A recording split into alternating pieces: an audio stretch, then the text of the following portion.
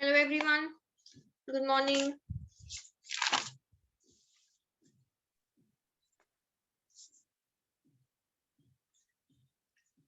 Hello ma'am. Hello, good morning, good morning. तो आज अब जो आपके क्वेश्चंस, एक आध जो क्वेश्चंस आपके रह गए थे, दैट मैं जब अपनी यूट्यूब पे मैंने ये चीज पढ़ानी शुरू करी है, सो यूट्यूब पे जब CIDR सबनेटिंग के बाद जो क्वेश्चंस होंगे, उसमें मैं आपके वो क्वेश्चंस बताऊंगी. सो ट्राई करना कि वो वाली क्लास अटेंड कर लो या फिर रिकॉर्डिंग देख लेना, जैसा भी आप लोगों को ठीक लगे. आज we start with another new topic, that is IPv4. IPv4 basically अभी हमने पढ़ा था IP एड्रेसिंग. IPv4 में जो एड्रेसिंग हम पढ़े थे कि एड्रेसेस अगर आते हैं, सो कैसे एड्रेसेस को डील करना है, कैसे आपके जो एड्रेसिंग है वो कैसी होगी, कौन सी क्लास को बिलोंग करता है, क्या नेटवर्क मास्क है, क्या सबनेट मास्क है, all these things. Now we'll talk about कि basically जो आपका IPv4 है, that is your Internet Protocol version 4, उसका पूरा फॉर्मेट क्या है, उसके पूरे जो उसका जो हेडर है, जो IPv4 का हेडर होता है, वो हेडर का फॉर्मेट क्या है. हेडर से मतलब अगर आपको ध्यान होगा कि मैंने आपको बताया था कि हर लेयर का अपना एक हेडर होता है, राइट. सो लेयर का हेडर से मतलब होता है कि जो प्रोटोकॉल वो यूज कर रहे हैं, उन प्रोटोकॉल्स का अपना एक हेडर वो ऐड करता है वो प्रोटोकॉल, और फिर उस प्रोटोकॉल से वो आगे आपके जो मैसेजेस हैं, जो डेटाग्राम्स हैं, जो पैकेट्स हैं, वो आगे फॉरवर्ड होते हैं. ओके, सो लेट्स सी कि क्या है इसमें. सो अगर आप ध्यान हो, सो this is what basically your all 7 or 5 layers of your TCP IP model looks like. So अगर आप देखो यहाँ पे, you will be able to see here that physical layer and data link layer पे कोई भी प्रोटोकॉल नहीं है जो वर्क कर रहा है, but at network layer जो मेजर प्रोटोकॉल जो वर्क करता है वो है IPv4, that is Internet Protocol version 4. IPv4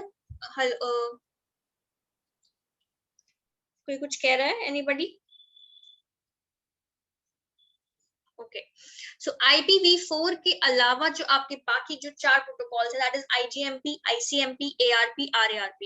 तो डोंट वरी, ये सारे ही हम पढ़ेंगे, सारे ही आपके थोड़ा थोड़ा सिलेबस में थोड़ा थोड़ा इन्फॉर्मेशन इनके बारे में है, सो विल स्टडी देम. तो मेजर यहाँ पे जो IPv4 जो आपका है, दैट इज बेसिकली कि आपका जो हेडर ऐड होगा नेटवर्क लेयर पे, वो हेडर होता है IPv4 का. और अब आपके IPv6 भी आ गया है, तो we will see that also. फिर ट्रांसपोर्ट लेयर पे आया आपका SCTP, TCP, UDP. So transport layer पे TCP और UDP के अपने हेडर्स होते हैं, जो हम आगे जब हम ट्रांसपोर्ट लेयर पे स्विच करेंगे तब हम पढ़ेंगे. And then we have application layer, और एप्लीकेशन लेयर्स पे अपना प्रोटोकॉल्स हैं, हर लेयर के अपने अपने प्रोटोकॉल्स हैं, starting from network layer, transport layer and application layer.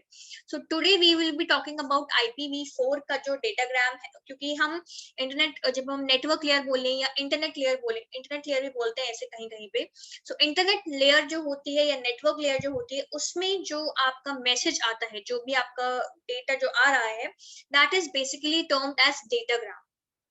ठीक है, सो डेटाग्राम को कैसे हमने डेटाग्राम को कैसे हेडर और कैसे डेटा के फॉर्म में डिवाइड किया है, क्या फॉर्मेट है पूरा, so we will look here in IPv4. So starting, IPv4, that is your Internet Protocol version 4, is a delivery mechanism used by TCP/IP protocols. मतलब मैं आपको बताया था कि नेटवर्क लेयर जो है वो होस्ट टू होस्ट डिलीवरी करता है. सो जो डिलीवरी मैकेनिज्म यूज किया जाता है नेटवर्क लेयर के through, that is your IPv4. So IPv4 एक अनरिलायबल और कनेक्शन लेस डेटाग्राम प्रोटोकॉल है. वेरी इंपॉर्टेंट, IPv4 एक अनरिलायबल और कनेक्शन लेस डेटाग्राम प्रोटोकॉल है जो ऑपरेट करता है on a best effort delivery model. Now what is best effort? First of all, best effort मतलब कि IPv4 में कोई भी एरर कंट्रोल या फ्लो कंट्रोल नहीं प्रोवाइड किया गया है. ठीक है, सो उन मॉडल्स में, उन डिलीवरी मॉडल्स में जहां पे ना एरर कंट्रोल है ना फ्लो कंट्रोल है, वहां पे आपका जो IPv4 है वो ऑपरेट करता है. ठीक है. So where IPv4 operates on the models on the systems where there's no error control or flow control. So the term best effort means IPv4 provides no error control or flow control. And why it is unreliable? The reason why it is unreliable arises from the fact that protocol does not provide any functionality for error recovering for datagrams that are either duplicated, lost or arrive to the remote host in another order. इसका मतलब कि unreliable क्यों है IPv4? Because अगर आपका कोई भी जो डेटाग्राम आ रहा है, ठीक है, डेटाग्राम अगर वो डुप्लीकेटेड है या वो लॉस्ट हो गया है, तो इसमें कहीं भी आपके पास कोई एरर रिकवर करने की कोई फंक्शनैलिटी नहीं है. तो अगर ऐसे कोई एरर फिजिकल लेयर पे अपीयर नहीं हो रहे हैं, अगर नहीं हो रहे हैं, तो आईपी प्रोटोकॉल गारंटी करता है कि ठीक है, आपका ट्रांसमिशन सक्सेसफुली ट्रांसमिट हो जाएगा, टर्मिनेट हो जाएगा. बट अगर फिजिकल लेयर पर इनमें से कोई से भी एरर आ गई, या डुप्लीकेट है, या वो लॉस्ट हो गए हैं, या वो रिमोट लोकेशन पे कहीं और चले गए हैं, या उस ऑर्डर में नहीं आए जिस ऑर्डर में हमने भेजा था, 1 2 3 4 में हमने भेजा था, बट हमें रिसीव हुआ 4 3 2 मतलब 4 1 2 3 ऐसे करके. सो दैट इज बेसिकली वो आप एरर को रिकवर नहीं कर सकते in case of your IP, that is internet protocol. IPv4 को इंटरनेट प्रोटोकॉल भी बोलते हैं, ठीक है, सिर्फ आईपी भी बोल सकते हो आप. ये पॉइंट्स क्लियर है? ये वाली स्लाइड क्लियर है सबको? Yes, ma'am. Okay. Now the basic unit of data exchange in the IP layer, मैं आपको बताया IP is internet protocol layer, so आप इसको network layer, internet layer कुछ भी बोल सकते हो, is your datagram. ठीक है, so यहाँ पे हम इसको डील करेंगे datagram के फॉर्मेट में. ये आपका डायग्राम है. so यहाँ से स्टार्ट करो, यहाँ से ट्राई करो समझने का. ये आपका हेडर है और ये आपका डेटा है. सो बेसिकली ये डेटा आया होगा, that this data must have arrived, this blue portion must have arrived from the upper layer, that is transport layer, और फिर नेटवर्क लेयर ने अपना हेडर ऐड किया होगा. सो हेडर की जो लेंथ होती है, हेडर लेंथ, वो होती है 20 से 60 बाइट्स तक की. ठीक है, सो आपका जो हेडर है या तो वो 20 बाइट्स का, मिनिमम 20 बाइट्स का होगा और मैक्सिमम 60 बाइट्स का होगा. और जो ओवरऑल डेटाग्राम है आपका, datagram overall header plus data, जो ओवरऑल डेटाग्राम है वो 20 बाइट्स से लेके 65,536 बाइट्स तक होगा. अब ये कैसे हो रहा है, क्या हो रहा है, वो हम धीरे धीरे करके एक्सप्लोर करेंगे, बट ये चीज आपके लिए इंपॉर्टेंट है, तो ये ध्यान रखना है आपको कि हेडर जो है वो 20 से 60 बाइट्स तक का है. सो मिनिमम हेडर लेंथ अगर आपसे पूछी जाए, so minimum header length is 20 bytes and maximum header length is 60 bytes header length. And minimum data length, datagram length, minimum datagram length is 20 bytes and maximum datagram length is your 65,536 bytes. ये 4 points clear हैं आपको? इसमें कोई doubt? No, ma'am. Now अब ये जो आपकी पूरी जो एक रो है, this entire row is of 32 bits. ठीक है, ये पूरी रो जो है ये 32 बिट्स की है. सबसे पहला जो फील्ड आता है वो आता है VER. VER basically is your version, कि आपका कौन सा वर्जन है, कौन सा वर्जन आप यूज कर रहे हो. वर्जन से मतलब IP वर्जन 4 यूज कर रहे हो या IP वर्जन 6 यूज कर रहे हो. So if you are using IP version 4, सो ये वाली वैल्यू हमेशा आपकी यही रहेगी. Header plus data is what? Header plus data is basically your datagram. आपका जो ट्रांसपोर्ट लेयर से जो मैसेज आया, सपोज ये आपका डेटा आया ट्रांसपोर्ट लेयर से, ठीक है, ट्रांसपोर्ट लेयर से ये आया डेटा. सो मैं आपको बताया था कि आपका जो डेटा होगा जब वो नेटवर्क लेयर पे आएगा तो नेटवर्क लेयर अपना एक हेडर ऐड कर देगा. So this completely will be a datagram. ठीक है, नेटवर्क लेयर पे हम इसे जो बेसिक यूनिट हमने बताई थी आपको कि उसको हम बोलते हैं डेटाग्राम. सो यहाँ पे ये हेडर प्लस डेटा आपका हो जाएगा डेटाग्राम, मतलब पूरा एक पैकेट आप समझ लो, बट यहाँ पे हम इसे डेटाग्राम के टर्म्स में रिप्रेजेंट कर रहे हैं. सो वर्जन, फर्स्ट फील्ड होगी आपकी VER, that is your version, कि कौन सा वर्जन यूज किया है आपने, कौन सा वर्जन इस प्रोटोकॉल में यूज हुआ है, that is whether it is IPv4 या whether it is IPv6. So first आपको सबसे पहली चीज ये ध्यान रखनी है कि आपकी जो रो है, जो रोज होंगी आपकी वो 32 बिट्स की होंगी. सो 32 बिट्स में से 4 बिट्स चलेंगे आपकी वर्जन को. फिर आपका आया हेडर लेंथ, कि आपका जो ये हेडर है इसकी लेंथ क्या है, और ये भी हम 4 बिट्स में ही रिप्रेजेंट करते हैं. ओके, सो फर्स्ट हो गया वर्जन, फिर आ गया कि हेडर की लेंथ कितनी है, फिर आया आपका सर्विस की टाइप ऑफ सर्विस क्या है, ये सब डिटेल में पढ़ेंगे हम। सो ज्यादा अभी मत सोचना कि ये क्या है ये क्या है, मैं सब बताऊंगी, बट अभी बस एक आइडिया ले लो कि क्या क्या आपकी हेडर में क्या क्या फील्ड्स आती हैं। फिर आगे आपका सर्विस, सर्विस बेसिकली आपको बताता है कि आपकी डिले आपका कितना है, आपका थ्रूपुट कितना है इस पैकेट का, इस डेटाग्राम का, इसमें एफिशिएंसी कितनी है, ये सब आपको बताएगा, ठीक है। फिर आया टोटल लेंथ, टोटल लेंथ और हेडर लेंथ में क्या फर्क है, header length basically is just talking about the header, कि हेडर इस पर्टिकुलर येलो पोर्शन की कितनी लेंथ है, और टोटल लेंथ आपको बताता है कि टोटल आपका जो डेटाग्राम है, that is header plus data, जो डेटा को हम पेलोड पेलोड भी बोलते हैं, ठीक है, ध्यान रखना, डेटा को पेलोड भी कहा जाता है।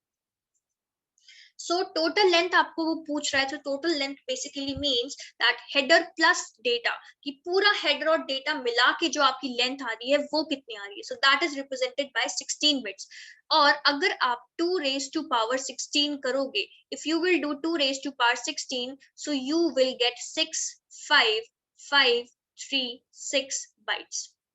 सो that is why total length अगर 16 बिट्स की है, सो इससे ज्यादा आपकी लेंथ नहीं हो सकती, दैट इज वाई यहाँ पे इन्होंने जो मैक्सिमम लेंथ ऑफ डेटा पूरा मतलब आपका डेटाग्राम जो मैक्सिमम लेंथ भी है वो 2655536 दी है, that is 2 raised to power 16, ठीक है। ये हो गई first row, this first row is basically of how many bytes, पूरी फर्स्ट रो कितनी बाइट्स की हो गई,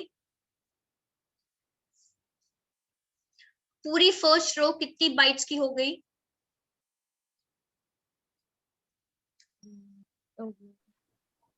यस,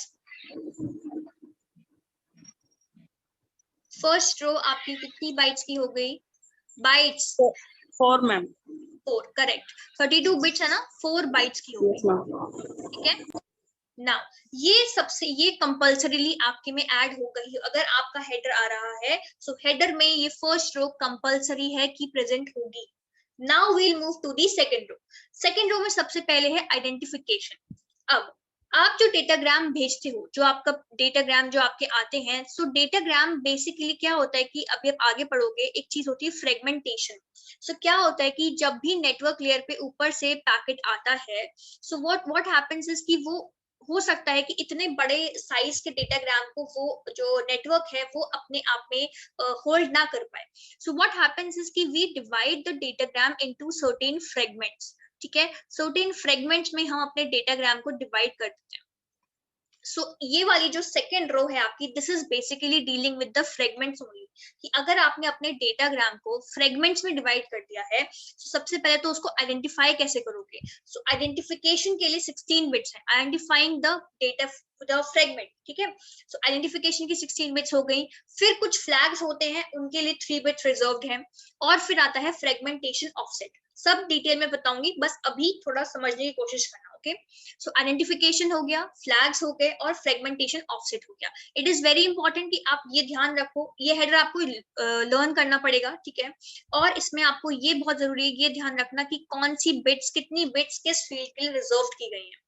सो आइडेंटिफिकेशन 16 बिट्स हो गई, फ्लैग 3 बिट्स हो गया, फ्रेगमेंटेशन ऑफसेट 13 बिट्स हो गया। सो ये सेकेंड रो भी कितने बाइट्स की हो गई, 4 बाइट्स की हो गई। This is also a compulsory row, तो ये दो रो आपकी कंपल्सरीली आएंगी ही आएंगी हेडर में। Now it's time for third row, third row में सबसे पहली चीज आई टाइम टू लिव।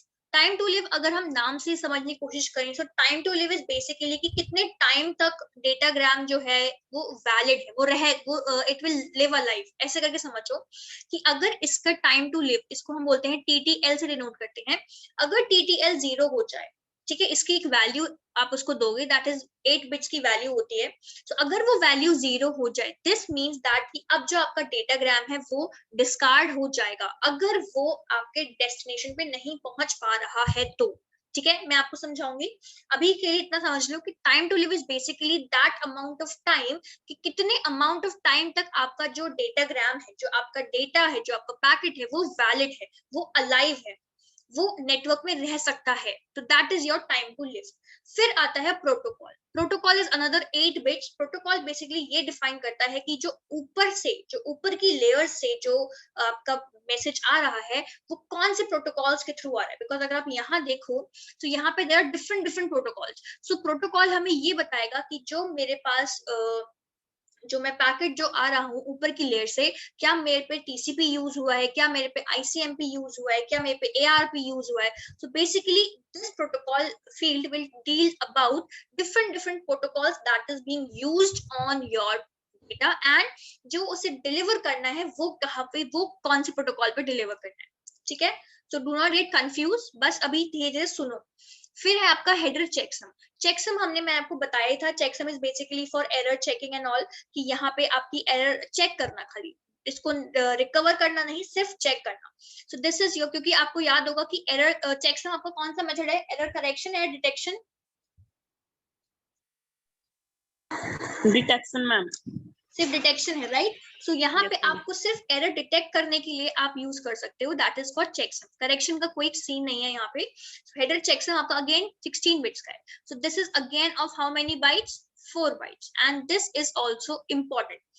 फिर आया सोर्स आईपी एड्रेस। तो सोर्स आईपी एड्रेस में आपको बताया था कि जो आईपी एड्रेसेस होते हैं IPv4 में वो 32 बिट्स के होते हैं। So this is also of 4 bytes, and destination IP address is also of 4 bytes. So ये जो 5 रो हैं, these 5 rows are important and compulsory। मतलब कि अगर आप हेडर भेज रहे हो सो ये 5 rows तो कंपल्सरीली होंगी ही होंगी। उसके बाद आता है एक ऑप्शन। ऑप्शन होता है आपका 40 बाइट्स का।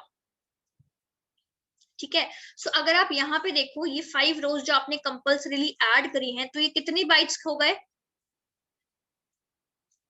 ये कितने बाइट्स हो गए टोटल, 20 बाइट्स, करेक्ट। ठीक है, सो यहाँ पे इसीलिए यहाँ हेडर का साइज 20 to 60 बाइट्स का है, कि ये अगर आपके हेडर में सिर्फ और सिर्फ ये 5 रोज हैं, मतलब कंपल्सरीली जो रोज आपको जरूरी है, जो हमेशा आएंगी आएंगी, that is why minimum 20 bytes के हैं। बट अगर कुछ एक्स्ट्रा चीजें ऐड करनी पड़ जाएं, जो हम धीरे धीरे देखेंगे कि क्या चीजें होती है जो एक्स्ट्रा में ऐड कर सकते हैं, सो उन्हें हम डालते हैं ऑप्शंस में। और ऑप्शंस की जो लेंथ जो आपकी जो होती है वो होती है 40 बाइट्स की। वो आपकी जैसे 8 बिट्स की फील्ड है, ये 40 बाइट्स की फील्ड होती है, 40 बाइट्स। सो अगर आप 40 में 20 ऐड कर दो तो it will give you 60 bytes. So that is why आपकी हेडर की जो लेंथ है वो 20 से 60 बाइट्स तक रेंज कर सकती है, क्योंकि इट इज नॉट नेसेसरी कि ऑप्शन आपका हमेशा 40 बाइट्स का ही हो। ऑप्शन आपका 40 बाइट्स मैक्सिमम तक जा सकता है, 0 से 40 बाइट्स। तो हो सकता है कि आपको जरूरत ही ना हो ऑप्शन की, so you will have 20 bytes. 10 bytes का ऑप्शन है तो 30 बाइट्स, अगर 5 बाइट्स का ऑप्शन है तो 25 बाइट्स। सो इसीलिए यहाँ पे जो ऑप्शन है वो 40 बाइट्स का है। So it is up to 40 bytes, it is not compulsory कि ऑप्शन 40 बाइट्स का ही होना चाहिए। 0 से 40 बाइट्स तक की रेंज का हो सकता है, इसीलिए हमारी हेडर की रेंज भी फिक्स नहीं है। हेडर की रेंज भी 20 से 60 बाइट्स तक के बीच की है। ये चीज क्लियर हुई यहाँ पे?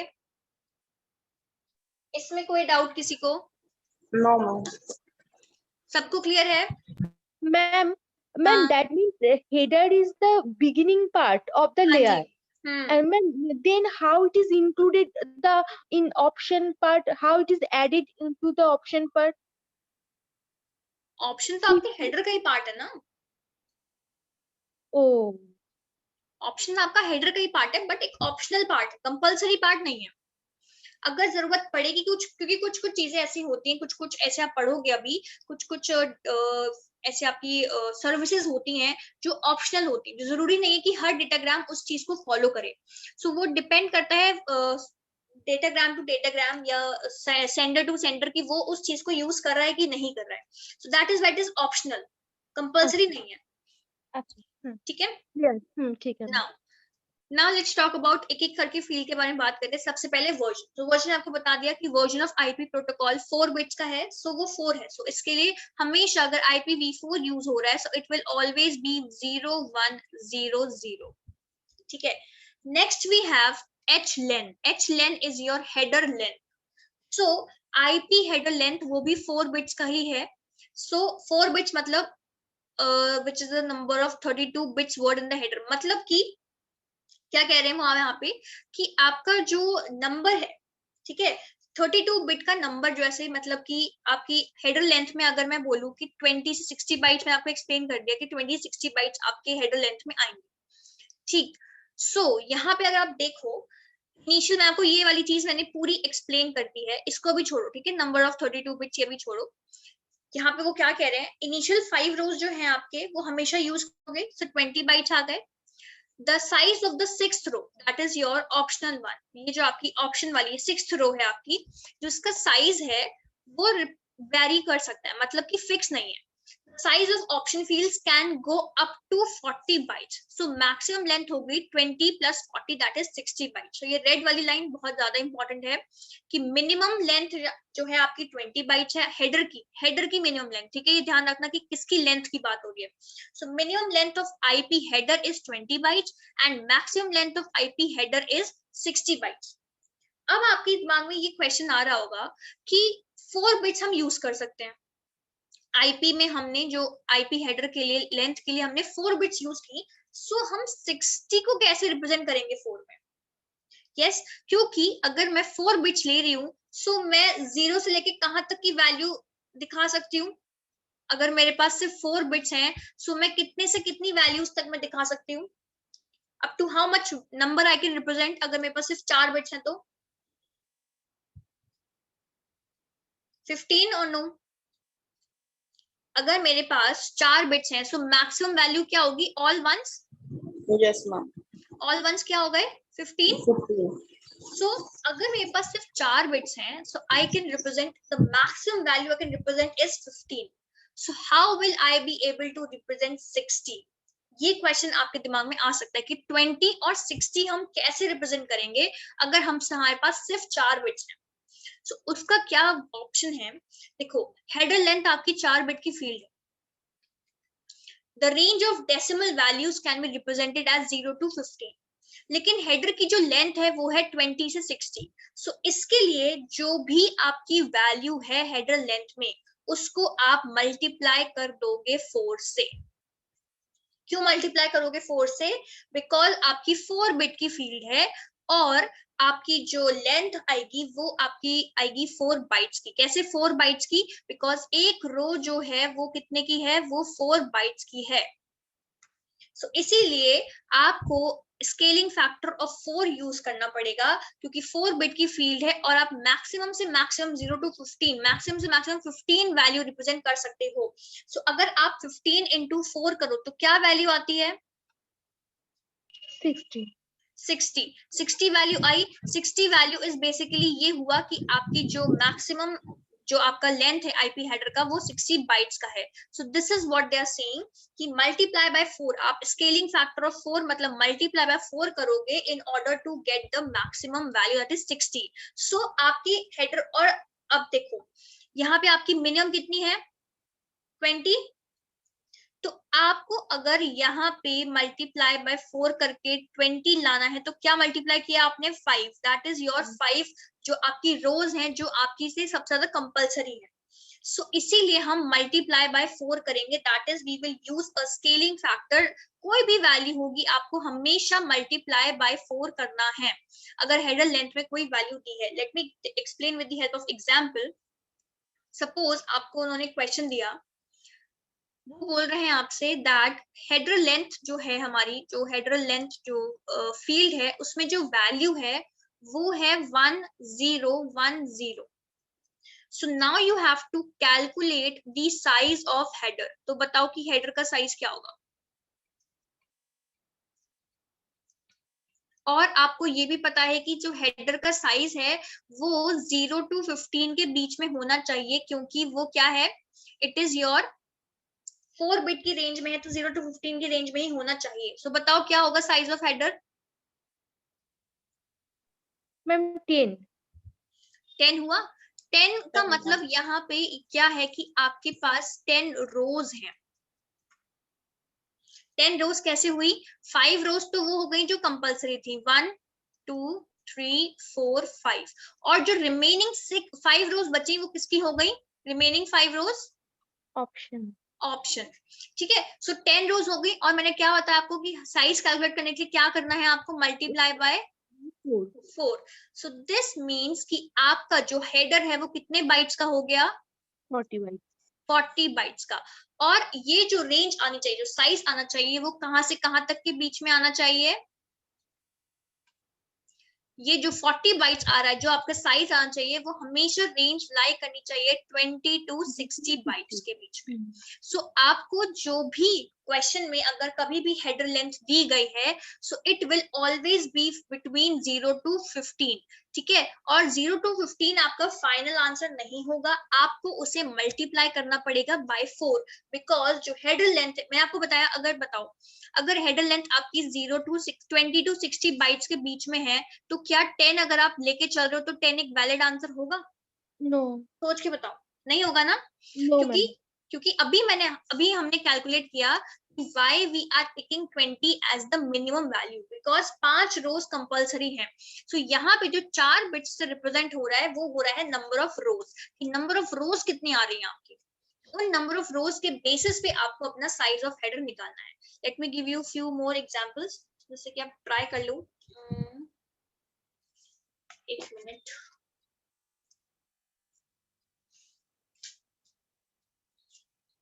let me just see.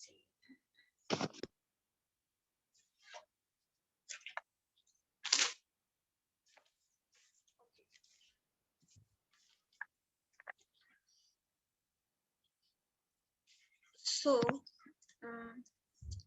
Question ध्यान से देखना और फिर बताना कि क्या समझ में आ रहा है कि नहीं, ठीक है। The question is value of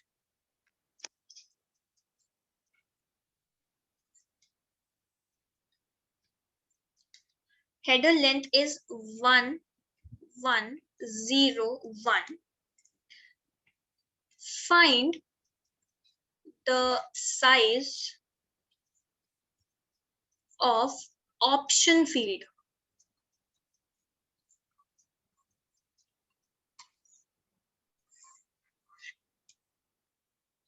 ये आपका क्वेश्चन है।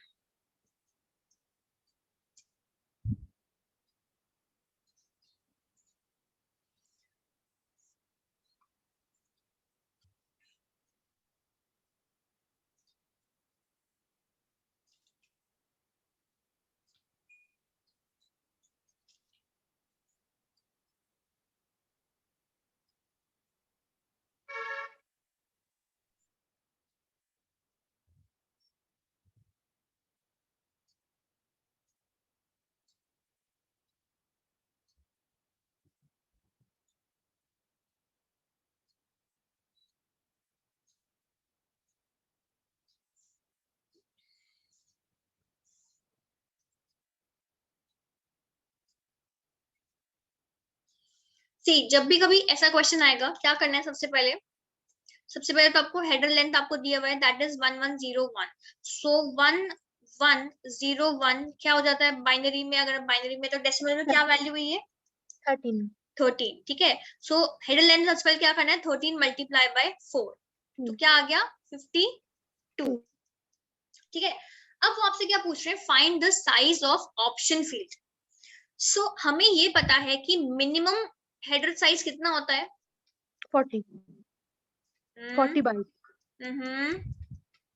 मिनिमम हेडर साइज कितना होता है, 20 बाइट्स, 20 बाइट्स, 20, करेक्ट, 20 बाइट्स हुए।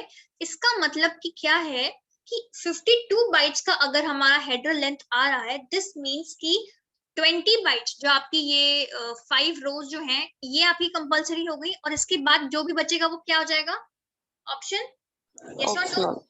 Yes ma'am. इसका मतलब जो आपकी हेडर लेंथ आई आपकी 52 बाइट्स की, 52 bytes I. So this means कि आपका जो ऑप्शन हुआ वो कितना हुआ, ऑप्शन साइज कितना हुआ, 52 माइनस 20, दैट इज 32 बाइट्स। सो हमने क्यों माइनस किया है, यू आर सब्ट्रैक्टिंग 20 बिकॉज 20 इसलिए सब्ट्रैक्ट कर रहे हो क्योंकि ये जो आपसे पूछ रहे कि ऑप्शन फील्ड का साइज कितना है, ठीक है।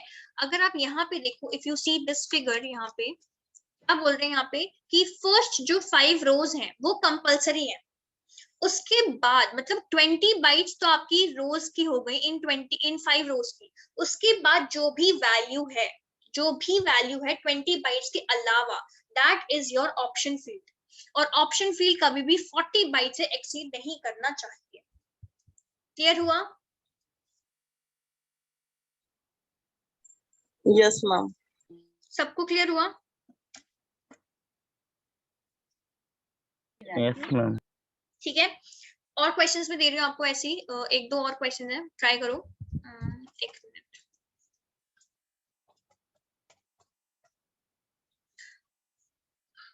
So the question is, packet arrive हुआ एंड उस पैकेट की 8 बिट्स हैं। फर्स्ट 8 बिट्स जो हैं वो ये हैं।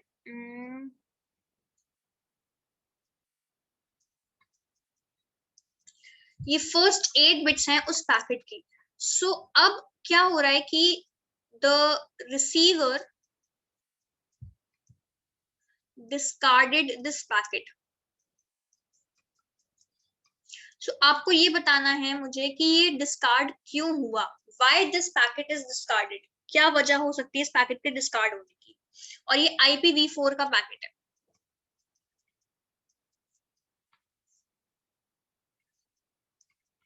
This is an IPv4 packet. और ये IPv4 पैकेट में जो फर्स्ट 8 बिट्स जब रिसीवर ने जैसे अपना हेडर ओपन किया, तो जब हेडर ओपन किया उसने, तो उसने ये वैल्यू मिली उसे फर्स्ट 8 बिट्स में। So now you have to tell कि ये जो पैकेट आया ये डिस्कार्ड अगर हुआ तो क्यों हुआ। ये डिस्कार्ड हो गया है, ठीक है, डिस्कार्ड हो गया। आपको रीजन जानना है कि डिस्कार्ड क्यों हुआ ये।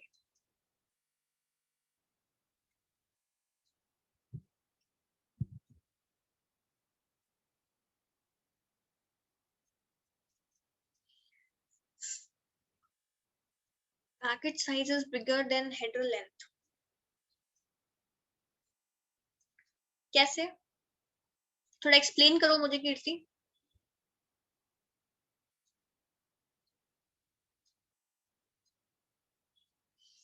फर्स्ट 8 बिट्स में से मैंने आपको बताया था कि 8 अगर सबसे पहले जो हम हेडर जब स्टार्ट करते हैं,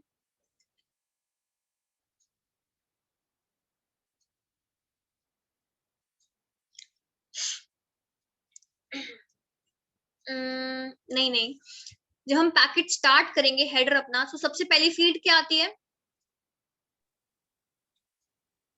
फर्स्ट फील्ड क्या है? वर्जन। वर्जन।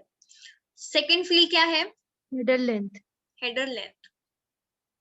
ठीक है, ये हमारा स्टार्टिंग का है, क्योंकि स्टार्टिंग हम ओपन करेंगे तो हेडर सबसे पहले ओपन होता है, और सबसे पहले हेडर जब ओपन होगा तो सबसे पहले हेडर में भी क्या ओपन होगा? वर्जन। वर्जन कितने बिट्स का हुआ? 4 बिट्स। हेडर लेंथ कितने बिट्स की हुई? 4 बिट्स। So, इसका मतलब इन 8 बिट्स में से ये 4 बिट्स हो गई वर्जन की, और ये 4 बिट्स हो गई आपकी हेडर लेंथ की। इसमें कोई डाउट? No ma'am. इसमें कोई डाउट, इसलिए उन्होंने 8 बिट्स दी, क्योंकि इन 8 बिट्स में ही सारा काम हो जाएगा आपका, आपको पूरे पैकेट की जरूरत ही नहीं है। सो इसमें आपका आया कि हेडर आपका आया, जो फर्स्ट 8 बिट्स आई वो ये आई। अब 0100 क्या वैल्यू हुई 0100 की? 4। और IPv4 का पैकेट है तो ये बात तो ठीक है। अब हेडर लेंथ में क्या है? 0010, क्या वैल्यू हुई ये वाली? 2। तो साइज ऑफ हेडर कितना हो गया? 6। हाँ, Hmm. हेडर साइज कितना हो गया?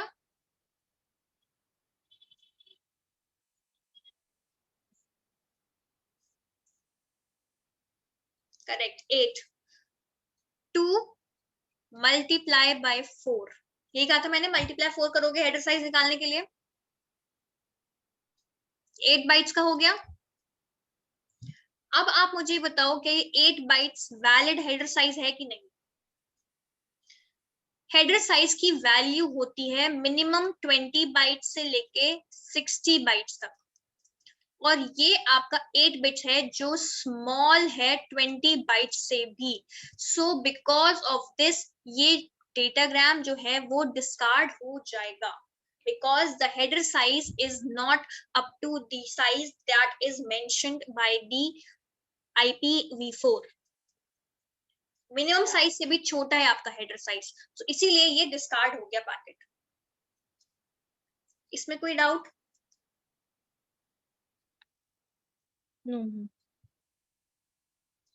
क्लियर है सबको? Yes, ma'am. अब एक क्वेश्चन और दे दी मैं आपको। हेडर लेंथ की फील्ड में जो वैल्यू है वो है 1 and 000। आपको बताना है कि ऑप्शन फील्ड की वैल्यू क्या होगी।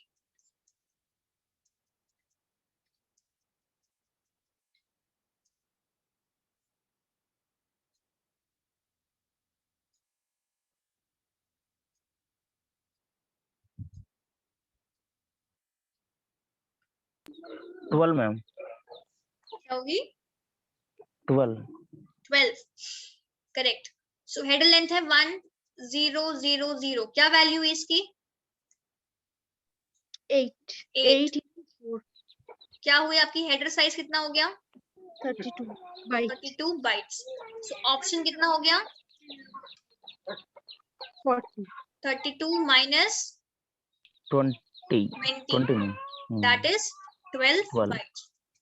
सो ऑप्शन फील्ड की वैल्यू हो गई 12 bytes। इसमें कोई डाउट? No, ma'am. क्लियर है सबको? आंसर क्यों नहीं आया फिर सबका? कर लोगे ये चीज? अगर क्वेश्चन पूछा जाएगा कि कभी भी हेडर लेंथ अगर दिया है तो उसको हमेशा मल्टीप्लाई बाय 4 करना है, ऑलवेज, हमेशा याद रखना।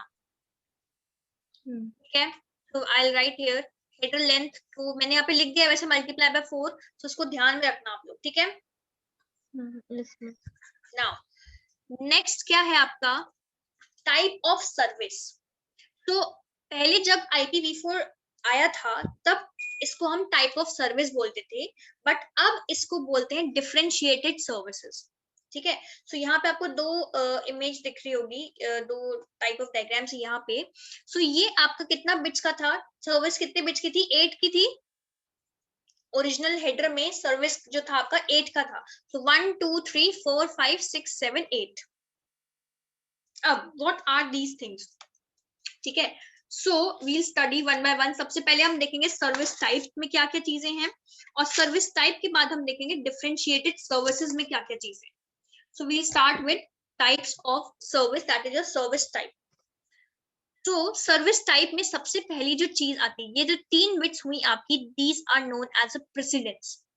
ठीक है, so precedence is a 3-bit sub field ranging from 0 to 7। Why 0 to 7? क्योंकि 3 बिट्स हैं। 3 बिट्स की मैक्स मिनिमम वैल्यू होगी कि तीनों बिट 0 है, और मैक्सिमम वैल्यू क्या होगी? तीनों बिट्स 1 है। सो ये प्रेसिडेंस जो है वो 0 to 7 लाई करता है। Precedence defines the priority of the datagram. जो डिफरेंट डेटाग्राम्स अगर आते हैं रिसीवर के एंड पे, अगर या राउटर को डिफरेंट डेटाग्राम्स मिलते हैं और उसे कौन सा डेटाग्राम आगे फॉरवर्ड करना है पहले। मान लो कोई भी राउटर है आपका, ठीक है, this is basically how we will represent a router.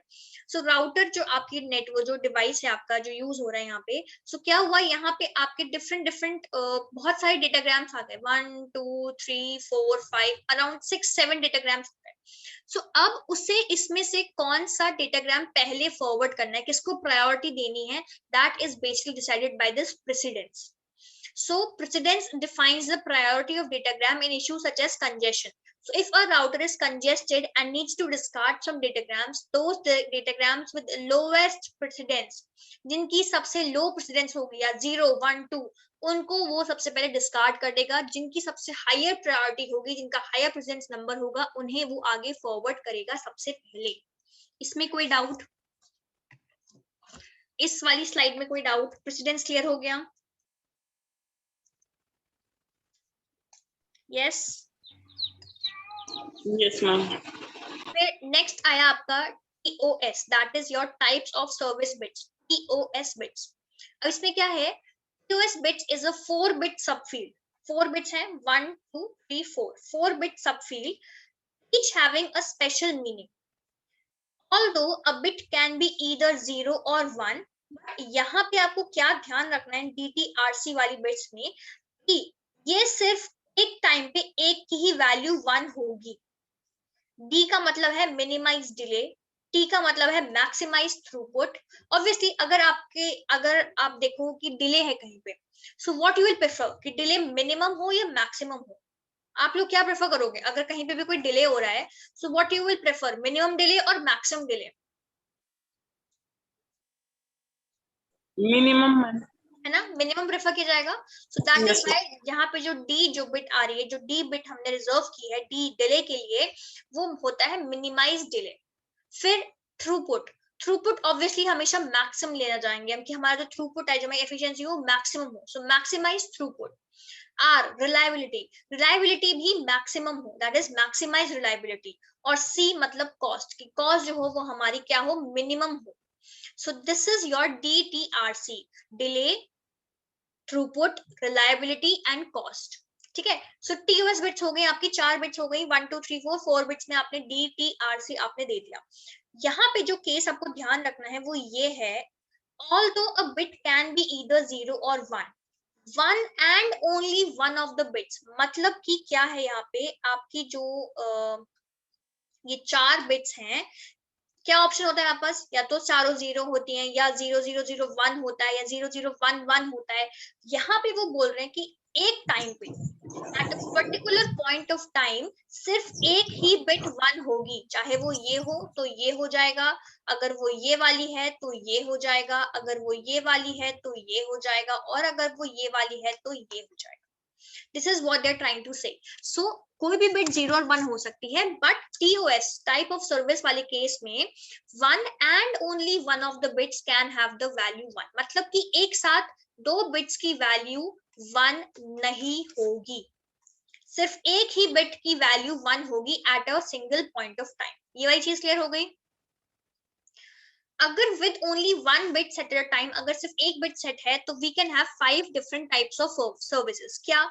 सबसे पहले तो सारी बिट्स 0 है, अगर सारी बिट्स 0 है तो वो हो जाएगा नॉर्मल। फिर अगर आपकी ये वाली, जैसे मैंने आपको बताया था ना कि ये जो 4 बिट्स हैं आपकी, सो ये वाली बिट हो गई डिले की, ये हो गई थ्रूपुट की, ये हो गई रिलायबिलिटी की, और ये हो गई कॉस्ट की। सो अगर ये वाली बिट 1 है, so this means minimise cost. अगर ये वाली बिट 1 है तो मतलब मैक्सिमाइज रिलायबिलिटी, ये वाली बिट 1 है तो मतलब मैक्सिमाइज थ्रूपुट, और ये वाली बिट 1 है तो मतलब मिनिमाइज डिले। ये तो क्लियर हो गया होगा? इसमें तुम्हें कोई लगता है कि कोई डाउट होगा आप लोगों को? no ma'am. ठीक है, सो ये हो गया आपका टाइप्स ऑफ सर्विस। सो ये तो हमने पढ़ लिया, that is your service type.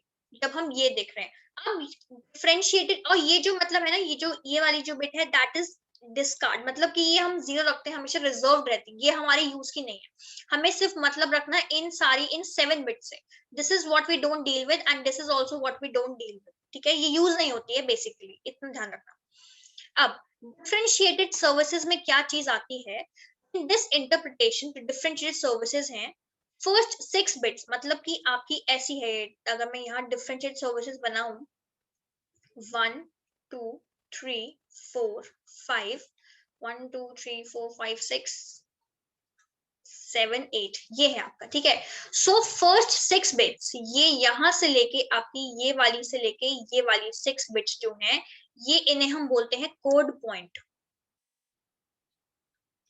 और ये जो 2 बिट्स हैं ये यूज नहीं होती हैं। अब जो ये कोड पॉइंट है, ये आप कैसे यूज कर सकते हो, इनको 2 डिफरेंट वेज हैं आपके यूज करने के। When the right most 3 right most bits are 0, 3 right most मतलब राइट मोस्ट यहाँ से स्टार्ट हुआ 1 2 3, अगर हम इन्हें 0 रख देते हैं तो ये जो 3 बिट्स हुई they will be treated as precedence. This is what they are saying. When the rightmost 3 bits are 0, the 3 leftmost bits are interpreted as the same as precedence bits. ठीक है, ये बात क्लियर हो गई? ए वाला पॉइंट क्लियर हो गया सबको? Yes ma'am. अगर when the 3 rightmost bits, अगर ये जो 3 rightmost bits हैं अगर ये all 0 नहीं है तो 64 सर्विसेज होती हैं, क्योंकि 2 raised to power 6 is 64। ठीक है, अब उसमें हमने क्या किया है, we have divided into 3 categories, इन 64 सर्विसेज को 3 कैटेगरीज में डिवाइड कर दिया है। वो आपके लिए बहुत ज्यादा इंपॉर्टेंट नहीं है, बट ये मैं जरूरी था बताना इसलिए मैं बता रही हूँ। 3 कैटेगरीज में जो फर्स्ट आपकी 32 सर्विसेज हैं, फर्स्ट 32 सर्विसेज को कौन मैनेज करता है? उन्हें मैनेज करता है इंटरनेट। फिर सेकंड, अब 16 को, सेकंड 16 को कौन मैनेज करता है? सेकंड 16 को मैनेज करता है आपकी लोकल अथॉरिटीज। और जो थर्ड 16 है, थर्ड 16 जो सर्विसेज हैं, मतलब हर ग्रुप हमने कर दिए हैं, 32 को ग्रुप किया है, फिर 16 में ग्रुप किया है और फिर 16 में ग्रुप किया है। इन्हें आप रखते हैं, हम रखते हैं एक्सपेरिमेंट पर्पसेस के लिए। ठीक है, सो ये इतना जरूरी नहीं है आपके लिए, बट मैं फिर भी नॉलेज के लिए बता दिया मैंने आपको। So this is how we are dividing this 6 services, that is 64 services. तो आपको ऐड करो, आई थिंक 64 आएगा टोटल, यस। ठीक है, सो पहली 32 सर्विसेज जो है वो डिफाइन की जाएंगी, असाइन की जाएंगी इंटरनेट के थ्रू। फिर सेकंड 16 जो है वो असाइन की जाएंगी लोकल जो आपकी ऑर्गेनाइजेशंस होती है उनके थ्रू। और थर्ड 16 जो होती है वो एक्सपेरिमेंटेशन पर्पसेस के लिए रखी हुई है। डिफरेंशिएटेड सर्विसेज क्लियर हो गया? Any doubt? No, ma'am. ठीक है, अब नेक्स्ट जो आपका अनदर इंपॉर्टेंट चीज जो आई, वी यूज दिस विच, क्या क्या कह रहे हो कीर्ति? सर्विसेज क्यों यूज करते हो? सर्विसेज बेसिकली यूज की जाती है इन ऑर्डर टू टेल, जैसे अगर मैं आपको बोलूं इंटरनेट सर्विसेज में बात करूं, तो अगर एक तो आपको प्रेसिडेंस बतानी है, ठीक है, प्रेसिडेंस आप बता सकते हो कि क्या प्रेसिडेंस है और क्या वो है। और फिर बाकी जो 32 सर्विसेज हैं ये डिफरेंशिएट करने के लिए बताई जाती है कि क्या ये एक आईपी, जो इनकी जो आईपी एड्रेसेस हैं वो आपका इंटरनेट अथॉरिटीज से, आपका मतलब हो गया IETF होता है, IETF, ठीक है, उसको हम इंटरनेट ऑथराइजेशन एक अथॉरिटी बोलते हैं।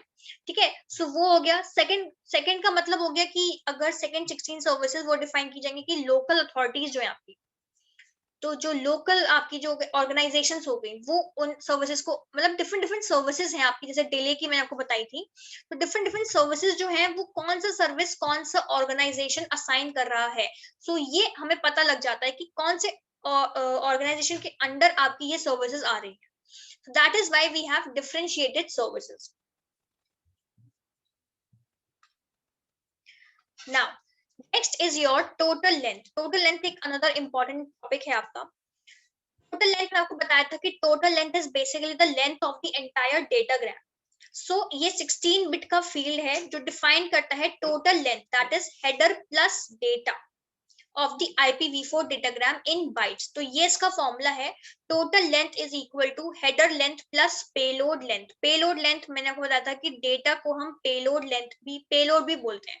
So data length और payload length एक ही बात है। So minimum length हो गई 20 bytes, ठीक है, क्योंकि मिनिमम बाइट्स हो गया मतलब 20 बाइट्स का हेडर और कोई डेटा नहीं है, तो 20 बाइट्स। और मैक्सिमम हो गया, maximum value of 16 bit word, that is 2^16।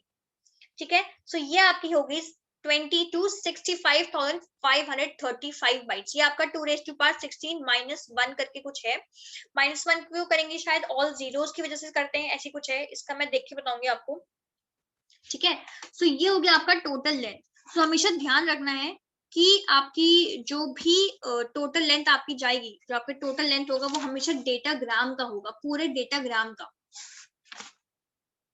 Okay, then we have, अब इसमें हाँ क्वेश्चन है आपका, मैं आपको देती हूँ क्वेश्चन, वो हो जाएगा जहां तक है। एक मिनट,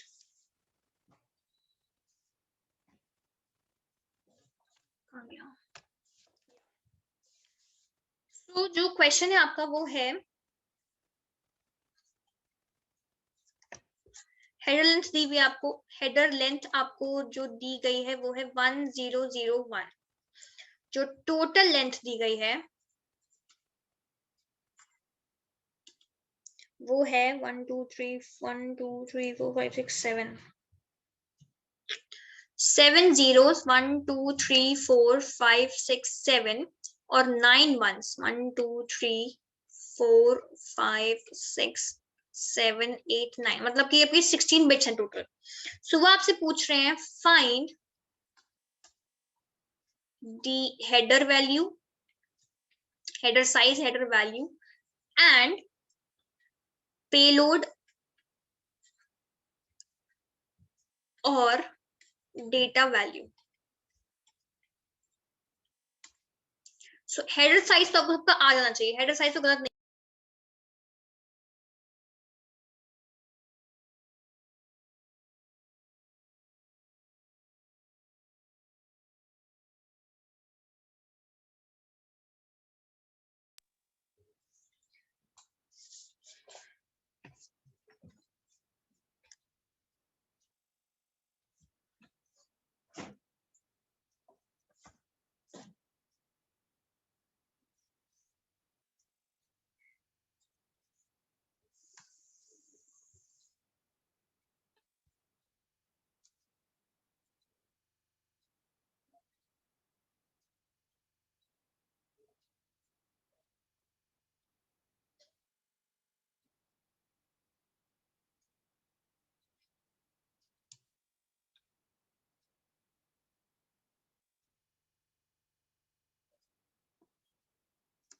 यस,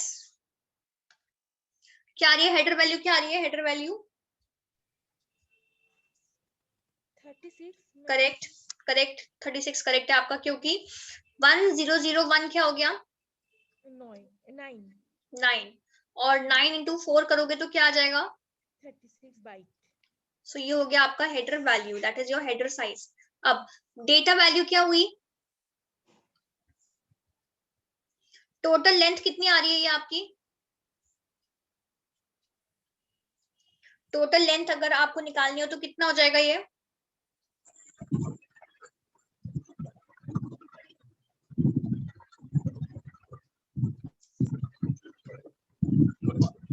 कितना हुआ?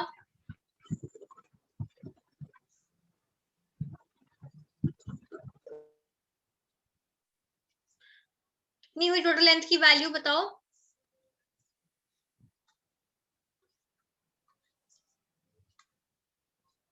नहीं, 512 नहीं है ये वैल्यू।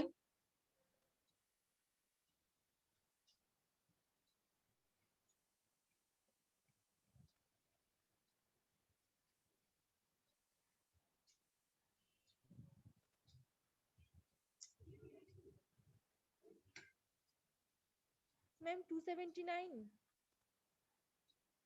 नो नो, ये सिर्फ बाइनरी में, आपको बाइनरी को कन्वर्ट तो करना है, डेसिमल में इसमें इतना टाइम क्यों लग रहा है?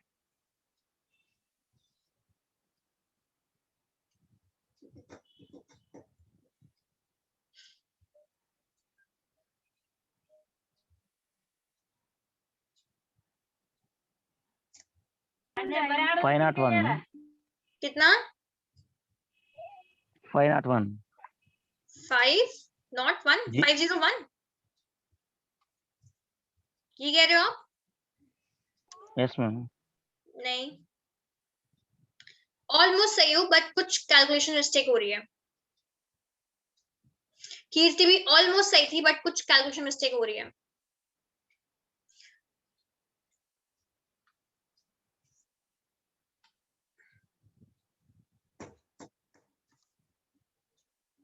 वन 2 4 8 16 32 64 128 256 ऐसे निकालोगे, ऐसे निकालोगे कैलकुलेट कर करके। मैंने आपको एक ट्रिक बताई थी जब हम आईपी एड्रेसिंग के क्वेश्चंस कर रहे थे कि करेक्ट, करेक्ट पूनम, करेक्ट, 511 है आंसर। अगर आपको याद होगा कि मैंने आपको ये एक्सप्लेन किया था कि अगर हमारे पास 5 बिट्स हैं, ठीक है, मतलब ये आपकी हैं और ये 1 है, मतलब ये 0 है और बाकी सब 1 है। सो क्या बताया था मैंने आपको? ये होता है 1, ये होता है 2, ये होता है 4, ये होता है 8, ये होता है 16। सो ये अगर छोड़ के बाकी सब 1 है तो वैल्यू हो जाएगी 15, दैट इज दिस -1। सो अगर 9 बिट्स हैं आपके पास, 1 2 3 4 5 6 7 8 9, ठीक है, और ये वाली जो 10th बिट है वो 0 है और बाकी सब 9 है। सो क्या हो जाएगा? 2⁻9 -1, ठीक है। सो ये आपकी वैल्यू होगी 511। सो पेलोड और डेटा वैल्यू क्या आ जाएगी आपकी? पेलोड और डेटा वैल्यू मैं आपको बताया यहाँ पे फॉर्मूले में टोटल लेंथ कितनी होगी आपकी 511 is equal to header length that is 36 minus data length. So यहां से इस फॉर्म से आप डेटा लेंथ निकाल सकते हो, तो डेटा क्या आ जाएगा आपका 475 बाइट्स। यस और नो? वाई -1? -1 इसलिए कर रहे हो क्योंकि अगर आप, ये तो बेसिक मैंने आपको बताया है, ये आपका 11110, बताओ इसकी वैल्यू कितनी आई?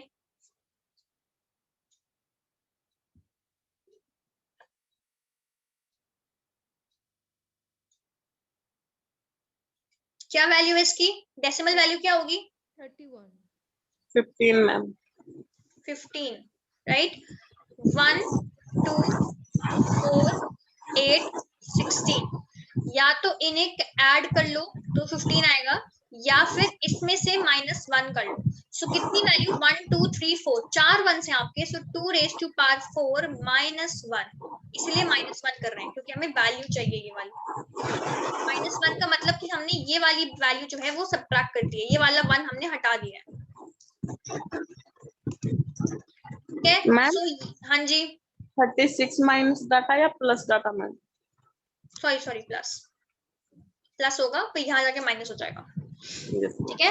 सो दिस इज द वैल्यू, तो डेटा की वैल्यू आ गई आपकी 475 बाइट्स।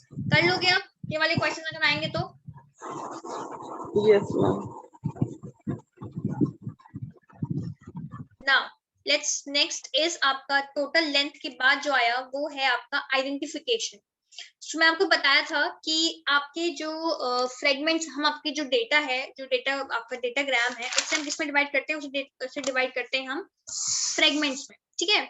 सो अगर हमें ये आइडेंटिफिकेशन से क्या काम आता है? Identification is basically a ID, unique ID है जो आइडेंटिफाई करती है कि जो फ्रेगमेंट्स आ रहे हैं क्या वो एक सिंगल डेटाग्राम के हैं कि नहीं। मतलब कि अगर आपके पास, आपने फ्रेगमेंट्स में डिवाइड कर दिया अपना डेटा को, ठीक है, सो यहाँ पे एक आइडेंटिफिकेशन बिट होगी जो हर फ्रेगमेंट का एक नंबर होगा। ठीक है? एक सिंगल फ्रेगमेंट अगर डेटाग्राम को बिलोंग करता है, सो वो इस आइडेंटिफिकेशन बिट से पता लगेगा कि ये जो सारे फ्रेगमेंट्स हैं क्या ये एक सिंगल डेटाग्राम के हैं कि नहीं।